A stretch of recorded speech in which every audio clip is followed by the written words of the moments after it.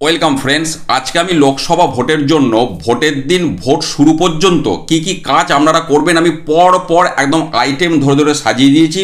এবার একটু ভিডিওটা শুনুন, কারণ এই লেখাগুলোর ফাঁকে ফাঁকে কিছু কথা আমি বলবো। শুধু লেখাটা দেখলে আপনার 70% কাজ হবে, ফাঁকের কথাগুলো শুনলে সামগ্রিক 100%। এবার কাজ করার ফাঁকে ফাঁকে বা ট্রেনে বাসে যাওয়ার সময় ভিডিওটা আপনারা 4-5 বার শুনে নেবেন, আর এই পেজটা ডাউনলোড করে প্রিন্ট আউট করে নিয়ে যান। তারপর যখন সেই পেজটা ফলো করবেন, সমস্ত বিষয়টা আপনাদের কাছে জলের মতো স্বচ্ছ হবে। এবং এটুকু আমি দায়িত্ব নিয়ে বলছি, ভোট শুরু করতে আপনার আর কোনো সমস্যা হবে না। আর সকাল 7টায় ভোট শুরু করা মানে জানবেন আপনি 80% চাপমুক্ত হলেন এবং 60% কাজ আপনার কিন্তু শেষ। এবারে দেখুন, এই ফর্মটার ওপরে আমি যে দুটো রো লিখেছি, এই দুটো রোয়ের কাজ আপনি ভোটের আগের দিন বুথে সন্ধেবেলায় করে রাখবেন। কি কি? প্রথম আইটেম হচ্ছে কি কি ফর্ম একত্রে রাখবেন। ফর্ম 10 কভার, যার মধ্যে ফর্ম 10গুলি ভরে রাখবেন। স্পেসিমেন সিগনেচার শিট, যেখান থেকে ইলেকশন এজেন্টের সইটা আপনি মেলাবেন বা ক্যান্ডিডেটের সইটা আপনি মেলাবেন, স্পেসিমেন সিগনেচারটা। Agent movement sheet, agent pass. Form 7A মানে লিস্ট অফ কন্টেস্টিং ক্যান্ডিডেট, যেখান থেকে দেখে আপনার ফর্ম 10টা এজেন্টের ক্যান্ডিডেটের নামটা ভেরিফাই করতে হবে প্রয়োজন পড়লে। প্রিজাইডিং অফিসার রিপোর্টের পার্ট 1 মানে মকপোল সার্টিফিকেট, প্রিজাইডিং অফিসার ডিক্লারেশনের পার্ট 1, আর যদি অ্যাকাউন্ট অফ এজেন্ট পাস এই ফর্মটি দেয় তাহলে সেটা। এগুলো এক কাছে করে আপনি একটা পিন দিয়ে মানে জেমস ক্লিপ দিয়ে আটকে রেখে দেবেন। আর কি কি দ্রব্য একত্রে রাখবেন, এটা মেশিন সিল করার জন্য green paper seal, pink paper seal, special address tag একটি করে, 3টি নর্মাল অ্যাড্রেস ট্যাগ, কালো কভার যেটার মধ্যে মকপল স্লিপগুলি ঢোকাবেন, গালা, মোমবাতি, দেশলাই, সুতো, ব্লেড, প্রিজাইডিং অফিসারের মেটাল সিল, ডিস্টিংগুইশিং মার্ক, পিজবোর্ড, যার ওপর রেখে অ্যাড্রেস ট্যাগগুলি আপনারা গালা দিয়ে সিল করবেন সেই পিজবোর্ডটা, মকপল স্লিপের স্ট্যাম্পটা, তারপর স্ট্যাম্প প্যাড আর সেলো ট্যাপ। আর ওই কালো কভারটাতে লেখার জন্য যদি সিলভার কালারের পেন দেয় তাহলে সেই পেনটা। তো এইগুলো এক কাছে রাখবেন। এই যে দ্রব্যগুলো বললাম, এগুলি কোনো একটা জায়গায় পলিথিনের মধ্যে বা যেখানেও ভরে এক কাছে রাখবেন। ভোটের দিন এই দপ্তরটা নিয়ে আপনি বসবেন। এবারে প্রথম কাজ হচ্ছে কি, ভোটের দিন এজেন্ট পাস ইস্যু করা। দেখুন, এজেন্ট আমার কাছে আসবে, এজেন্টের কাছ থেকে ফর্ম 10 নিন।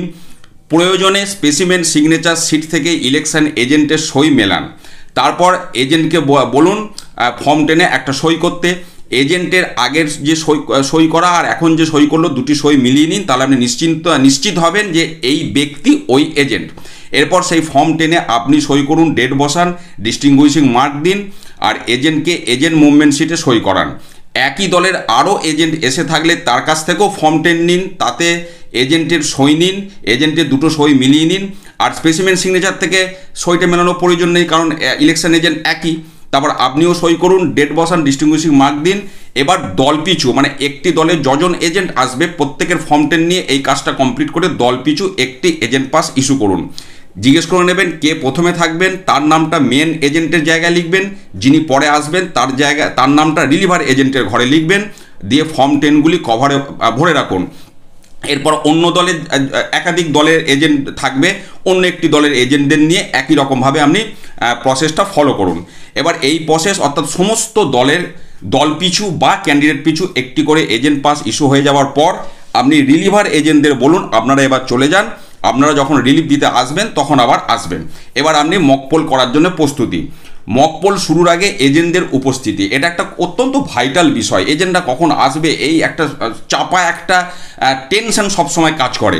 এবার মকপোল শুরুর আগে বুথের বাইরে গিয়ে আপনি মকপোল শুরু করছেন এই মর্মে উচ্চস্বরে ঘোষণা করুন। বিষয়টা কীরকম, এত নম্বর পোলিং স্টেশনের মকপোল শুরু করছি, যদি কোনো পোলিং এজেন্ট বাইরে থেকে থাকেন উনি ভেতরে আসুন। এই ঘোষণাটা করার উদ্দেশ্য হচ্ছে, দেখবেন ওই সময় কিছু ভোটার অন্তত দেখবেন লাইনে দাঁড়িয়ে আছে অলরেডি, তাদেরকে সাক্ষী রাখা হলো যে আমি ঘোষণা করে মকপোল শুরু করছি। অর্থাৎ কেউ এসে কোনো অভিযোগ করলে একটা বলার জায়গা তৈরি করে রাখা, আর কিছু বিষয়টা নয়। এবার যদি 2 বা তার অধিক এজেন্ট এসে থাকে তাহলে আপনি 5:30 মকপোল শুরু করে ফেলুন, না হলে আরও 15 মিনিট অপেক্ষা করে 5:45 পর্যন্ত অপেক্ষা করে মকপোল শুরু করুন। কোনো এজেন্ট না এলে, এই বিষয়টা ভালো করে বলি, এটা কিন্তু কোথাও লেখা নেই, চাইলে আপনারা করতে পারেন না করতেও পারেন। কোনো এজেন্ট না এলে বাইরে লাইন থেকে সমঝদার 3 জন ভোটারকে ডেকে আনুন, যাদেরকে দেখে মনে হবে একটু সমঝদার ব্যক্তি, 3 জন ভোটারকে ডেকে আনুন। তাদের উপস্থিতিতে মকপোলটা আপনি করুন। এগুলো পরিষ্কার কথা, তাদের উপস্থিতিতে মকপোল করুন। পেপার সিল ও ট্যাগে যেখানে যেখানে এজেন্টদের সই করার কথা সেখানে ভোটারদের সই নিন, আর সেই সইয়ের পাশে সেই ভোটারের সিরিয়াল নাম্বারটা লিখে দেবেন ইলেকট্রাল রোলে, যাতে পরে আইডেন্টিফাই করা যায় যে এনাদের উপস্থিতিতে আমি মকপোল করেছিলাম। শুধুমাত্র আমরা 4 জন পোলিং অফিসার মিলেই মকপোল করিনি, একটা সাক্ষীর বিষয়। আমি আবার বলছি, চাইলে আপনারা এই পদ্ধতিটা ফলো করতে পারেন, না করতেও পারেন, কিন্তু সেফ সাইডে থাকার জন্য এটা করা। কিন্তু কোনো ফর্মে ভোটারদের সই নেবেন না। বেশ, তাহলে বিভিন্ন পদ্ধতিতে কি করবেন সেটা বললাম। তাহলে এবার মকপোল শুরু করার জায়গায় আমরা এসে গেছি। তাহলে এবার মকপোলের সময় অফিসারদের দায়িত্বটা আমি ভাগ করে দিচ্ছি, এইটা খুব ভালো করে বুঝুন। একটা মকপোল যখন কন্ডাক্ট করবেন, 4 জন আপনারা আছেন, কে কোন দায়িত্ব নেবেন। প্রিজাইডিং অফিসার ট্যালি শিটটা মার্ক করবেন। আমি যে একটা ট্যালি শিট দিয়েছি, অর্থাৎ এক একজন ক্যান্ডিডেটের এগেনস্টে একটা করে ভোট পড়বে, একটা করে দাগ দেবেন। এই কাজটা করবেন presiding officer. First polling officer কি করবেন, ব্যালট ইউনিটের সুইচ লক্ষ্য রাখবেন। সুইচ মানে উনি কি লক্ষ্য রাখবেন, ধরুন সেই সময় ক্যান্ডিডেট 1কে 10টা ভোট দেওয়ার কথা হয়েছে, তাহলে যে এজেন্ট ক্যান্ডিডেট 1কে ভোট দিচ্ছে তিনি যে 10 বারই ওই ক্যান্ডিডেট 1-এরই সুইচটা টিপছেন, এটা ফার্স্ট পোলিং অফিসার লক্ষ্য রাখবেন। যে তিনি বদমাইশি করে অন্য কোনো সুইচ টিপে দিয়ে যে এর ভোটটা ওর কাছে চলে গেছে এটা প্রমাণ করার চেষ্টা করছে, এমনটা তিনি করছেন কিনা এটা লক্ষ্য রাখবেন। পাশাপাশি যে ক্যান্ডিডেটের সুইচটা টিপবেন তার পাশের লাল আলোটা জ্বলছে কিনা সেটাও তিনি চেক করবেন। এটা ফার্স্ট পোলিং অফিসারের কাজ। সেকেন্ড পোলিং অফিসারের কাজ হচ্ছে ভিভিপ্যাটের ডিসপ্লে লক্ষ্য রাখবেন, যে ক্যান্ডিডেটকে ভোট দেওয়া হচ্ছে সেই ক্যান্ডিডেটের স্লিপটাই প্রিন্টেড হচ্ছে কিনা। আর থার্ড পোলিং অফিসার কি করবেন, ভিভিপ্যাটের ড্রপ বক্স থেকে স্লিপগুলো বের করবেন, পিছনে মকপোল স্লিপ স্ট্যাম্প দেবেন আর কালো কভারে ভরবেন। একদম মানে একসাথে কিন্তু এই কাজগুলো হবে, প্রত্যেকে কাজটা ভাগ করে নেবেন। এবার আমরা মকপোল শুরু করব। তাহলে শুরু করার আগে এজেন্টদের সাথে আলোচনা করে স্থির করুন বিভিন্ন প্রার্থীকে কয়টি করে ভোট দেবেন। নর্মালি যেটা হয়, ধরুন 3 জন বা 4 জন এজেন্ট উপস্থিত আছে বিভিন্ন দলের, তারা চায় তাদের ক্যান্ডিডেটকে 10টা বা 15টা করে ভোট দিতে। আপনি ভেবে নেবেন যে মোট আমাকে 50টা ভোট করতে হবে, তাহলে যদি ম্যাক্সিমাম দেখবেন যদি 3 জন থাকে তাহলে তাদের ক্যান্ডিডেটকে 15টা করে ভোট দিতে পারেন, 4 জন থাকলে 10টা বা 12টা করে ভোট দিতে পারেন, আর বাকি যে বোতামগুলো আছে নোটা সহ সেগুলো 1টা বা 2টো করে ভোট দেবেন। এইভাবে আগে ছক করে নিন যে কোন ক্যান্ডিডেটকে কটা ভোট দেবেন, দিয়ে নোটা সহ প্রদত্ত মোট ভোট যেন 50-এর অধিক হয়, মানে মিনিমাম যেন 50টা হয়। এবার এটা ঠিক করে নেবার পর এবার মেশিনগুলো কভার থেকে বের করুন, তারগুলি সংযোগ করুন, মানে ব্যালট ইউনিটের তারটা ভিভিপ্যাটের তারটা কন্ট্রোল ইউনিটে। আচ্ছা, ভিভিপ্যাটের পেপার রোল যে সুইচটা সেটাকে হরাইজেন্টাল থেকে ভার্টিক্যাল করুন, কন্ট্রোল ইউনিটের সুইচটা অন করুন। টোটাল টিপে একবার দেখে নিন সেখানে টোটাল ভোট শূন্য কিনা। যদি শূন্য না হয় তাহলে আপনাকে সিআরসি করতে হবে, মানে ক্লোজ রেজাল্ট ক্লিয়ার পদ্ধতি জানেন, সেই পদ্ধতি করে তারপর শূন্য করে এবার যখনই কন্ট্রোল ইউনিটের সুইচ অন করবেন ভিভিপ্যাট থেকে টেস্ট স্লিপ বের হবে, সেগুলিকে বের করে কালো কভারে ভরুন। তার মধ্যে কোনো মকপোল স্লিপ ছাপ দেওয়ার দরকার নেই, দিয়ে আপনি এবার মকপোল শুরু করুন। ব্যাস, এবার মকপোল যখন শুরু করবেন এক একজন প্রার্থীর ভোট একটানা দিতে বলবেন। অর্থাৎ ক্যান্ডিডেট 1কে যদি ঠিক হয় 10টা ভোট দেওয়া হবে, তাহলে 10টা ভোট আগে ক্যান্ডিডেট 1কে দিয়ে দেবেন। মানে ক্যান্ডিডেট 1কে একটা, ক্যান্ডিডেট 2কে একটা, এইভাবে হ্যাপাজাল্লি করলে কী হবে, ওখানে যে স্লিপগুলো প্রিন্ট হবে সেগুলোকে গোছানো অসুবিধা, প্লাস ট্যালি মার্ক করতেও অসুবিধা। কাজে একটা ক্যান্ডিডেটের ঝামেলা একবারে মিটিয়ে দেবেন, তারপর দ্বিতীয় ক্যান্ডিডেটকে যাবেন, এইভাবে কাজটা করবেন। তাহলে এবার এক একজন প্রার্থীর ভোট একটানা দিতে বলবেন। এজেন্টদের ভিভিপ্যাটের ডিসপ্লে লক্ষ্য রাখতে বলবেন, অর্থাৎ এজেন্টদেরকে পরিষ্কার বলে দেবেন ভোট দেওয়ার পর আপনারা দেখে নেবেন যে ক্যান্ডিডেটকে ভোট দিলেন তারই মানে স্লিপ এখানে প্রিন্ট হচ্ছে কি না। পাশাপাশি একজন প্রার্থীর ভোট শেষ হলে এবার ধরুন একজন ক্যান্ডিডেটকে আমরা ঠিক হয়েছে ক্যান্ডিডেট 1কে 15টা ভোট দেবেন, তাহলে 15টা ভোট হয়ে গেল। এবার যখন হয়ে যাবে ওই 10 সেকেন্ড একটু বন্ধ রাখবেন, দিয়ে ওখান থেকে ড্রপ বক্স থেকে স্লিপটা বের করে দেখে নেবেন 15টা প্রিন্ট হয়েছে কিনা। ব্যাস, তাহলে একবারে ঝামেলা মিটে গেল। এবার আপনারা ক্যান্ডিডেট 2কে ভোট দেওয়া শুরু করুন। ওদিকে থার্ড পোলিং অফিসার তখন ওগুলোকে পিছনে ছাপ দিয়ে কালো কভারে ভরবে, মানে প্যারালালি কাজগুলো চলবে। তাহলে এবার স্লিপগুলো বের করে গুনে নিয়ে মকপোল স্লিপ স্ট্যাম্প মেরে কালো কভারে ভরুন। দিয়ে এইভাবে তাহলে প্রত্যেকটা ক্যান্ডিডেটের ভোট শেষ হলো, মকপোল স্লিপগুলো মিলিয়ে নিলেন, ওদিকে থার্ড পোলিং অফিসার ছাপ মেরে কভারে ভরে দিল। ব্যাস, তাহলে মকপোল যখন শেষ হলো এবার ক্লোজ সুইচ টিপুন।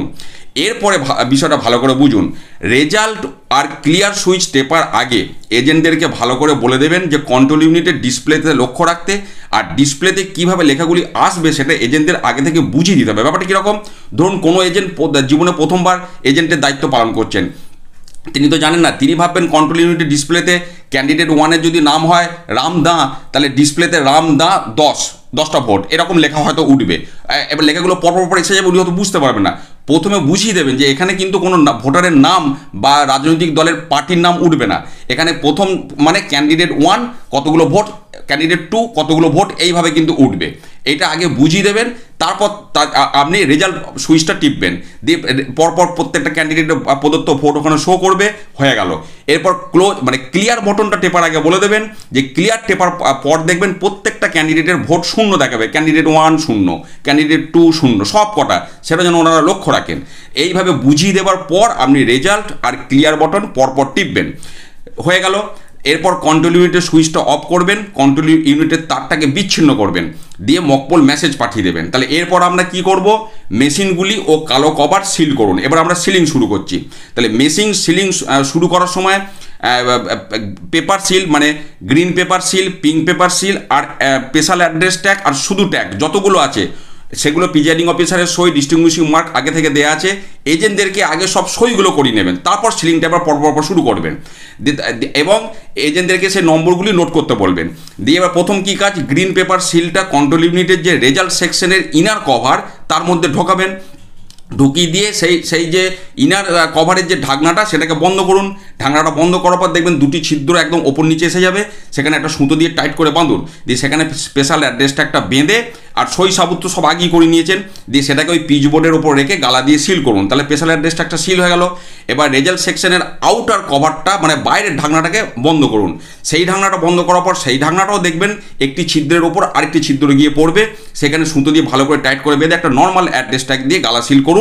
তাহলে আপনার এই সিলটা কমপ্লিট হলো। এবার গ্রিন পেপার সিলের দু প্রান্তটা বেরিয়ে আছে, সেই গ্রিন পেপার সিলের যে আঠা, এ আর বি লেখা পোর্শনটা যে আঠা থাকে সেখানটা উন্মুক্ত করুন, করে চিটিয়ে দিন। এমনভাবে চেটাবেন যাতে করে গ্রিন পেপার সিলের নম্বরটা দৃশ্যমান হয়, অর্থাৎ চেটানোর আগে দেখে নেবেন কোনটাকে তলায় আর কোনটাকে ওপরে রাখলে ওই নম্বরটা ওপর থেকে দেখা যাবে। ব্যাস, এই হলো সিম্পল বিষয়।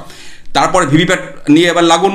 ভিভিপ্যাটের ড্রপ বক্সের দুটো ছিদ্র আছে, সেখানে দুটো সুতো বেঁধে দুটো নর্মাল অ্যাড্রেস ট্যাগ দিয়ে সিল করে, মানে বেঁধে গালা দিয়ে সিল করুন।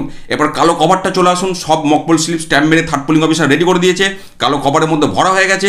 সেই কালো কভারটাকে সিল করুন, আর যেখানে যেখানে সিল করবেন এজেন্টদেরকেও সিল করতে বলবেন, তারপরে পিঙ্ক পেপার দিয়ে সিল করুন। ব্যাস, তাহলে আপনার সিলিং কমপ্লিট। এবার ফর্মে এজেন্টদেরকে দিয়ে সই করাতে হবে। তাহলে ফর্ম বলতে কি কি আছে, প্রিজাইডিং অফিসার রিপোর্টের পার্ট 1 মানে মকপল সার্টিফিকেট, অনেক কিছু লিখতে হয়। আমি দেখুন এই আইটেমটা শেষে লিখে দিয়েছি, সময় থাকলে ফর্মটা তখন ফিল আপ করবেন, না হলে সময় যদি কম থাকে তাহলে ফর্ম ফিল আপ পরে করবেন, শুধু সইটা করিয়ে নেবেন। তারপর প্রিজাইডিং অফিসার ডিক্লারেশনে পার্ট 1 সই করাবেন, অ্যাকাউন্ট অফ এজেন্ট পাস যদি থাকে সেটা সই করাবেন এজেন্টদের দিয়ে।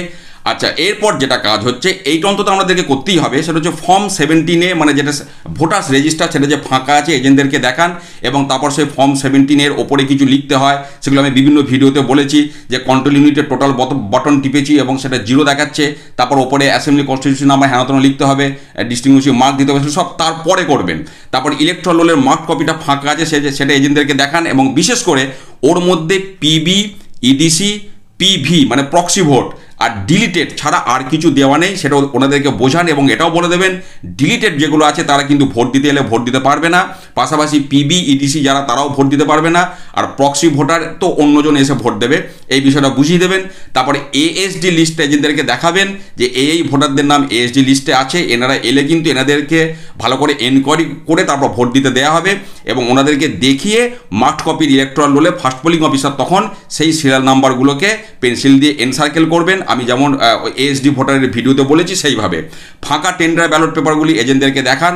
এরপর এজেন্টদেরকে ভোটের গোপনীয়তা রক্ষা, মানে আপনারা এখানে বসে ফোন ব্যবহার করবেন না, ভেতরের তথ্য বাইরে পাচার করবেন না, এই সমস্ত বিষয়গুলি বলা, পাশাপাশি ভোটারদের শনাক্ত করার দায়িত্বের ব্যাপারে এজেন্টদের সচেতন করুন, অর্থাৎ ভোটাররা আপনাদের এখানকার মানুষ, তাদেরকে আপনারা ভালো চেনেন, ওনাদেরকে যদি চিনতে ভুল করেন সেক্ষেত্রে কিন্তু আমাদের কোনো দায় নেই, সেক্ষেত্রে টেন্ডার ভোট হলে সেই সমস্ত দায় আপনাদের।